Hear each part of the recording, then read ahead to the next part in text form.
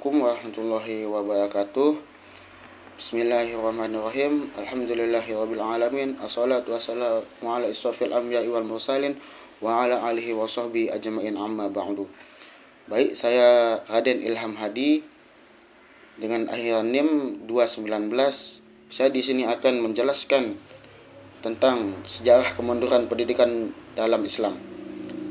Langsung saja ke materi. Pada masa kejayaannya, dunia Islam pernah menjadi mercusuar ilmu pengetahuan dunia. Di kota-kota seperti Baghdad, Damaskus, Cordoba, dan Kairo.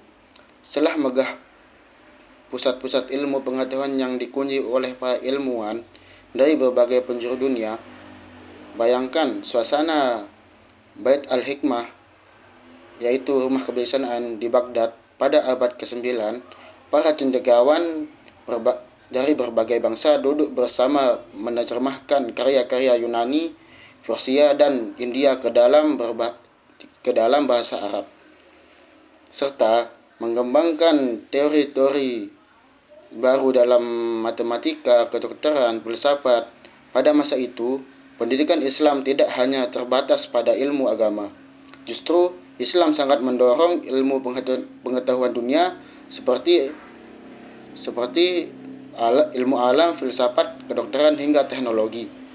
Tokoh-tokoh besar seperti Ibnu Sina, Al-Farabi, Al-Khwarizmi, dan Ibnu Rushd adalah bukti bahwa dunia Islam pernah berada di garis depan peradaban global.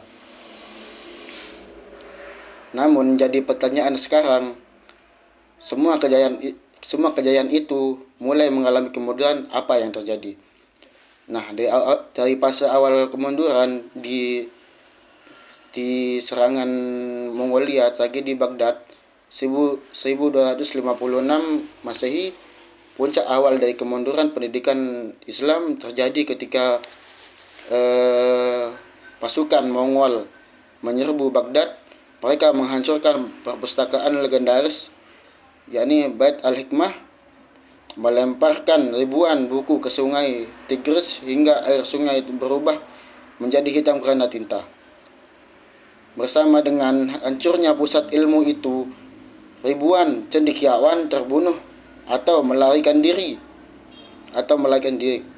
Serangan ini tidak hanya meruntuhkan bangunan fisik, tetapi juga mematahkan semangat keilmuan yang selama ini tumbuh subur. Fase yang kedua yaitu perpecahan politik dan kekuasaan. Setelah itu, dunia Islam terpecah menjadi kerajaan-kerajaan kecil yang saling bersaing dan berperang. Perhatian para penguasa beralih dari pembangunan ilmu yang urusan kekuasaan. Dukungan terhadap ulama dan lembaga pendidikan mulai berkurang. Baik, lanjut ke fase ketiga.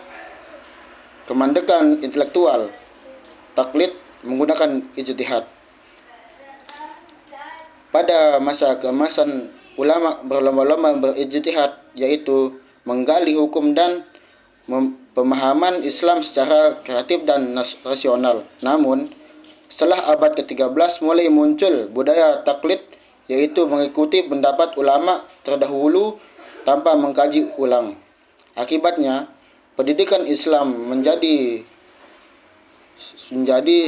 stagnan. Madrasah lebih banyak mengajarkan hafalan dan kitab-kitab lama daripada mendorong inovasi dan penemuan baru. Ilmu-ilmu seperti filsafat, logika, dan ilmu alam dianggap tidak sepenting ilmu fikih dan tafsir. Dan lanjut ke fase berikutnya, fase terakhir, penjajahan dan dominasi Barat memasuki abad ke-8 dan ke-9.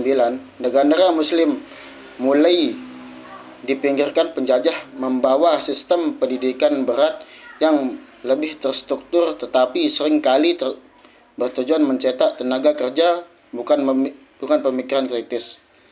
Dalam proses ini, madrasah dan pesantren dianggap kuno oleh sebagian masyarakat. Ilmu agama dan ilmu dunia terpisah, padahal dalam Islam semestinya terintegritas. Banyak ulama tidak menguasai ilmu modern, dan sebaliknya kaum terdidik ala barat menjauhi agama. Dan akhirnya kemunduran pendidikan dalam Islam bukan disebabkan oleh satu faktor, tetapi gabungan dari keruntuhan politik, hilangnya pusat-pusat ilmu, budaya stagnasi berpikir, dan serta dominasi penjajah. Namun kisah ini belum berakhir.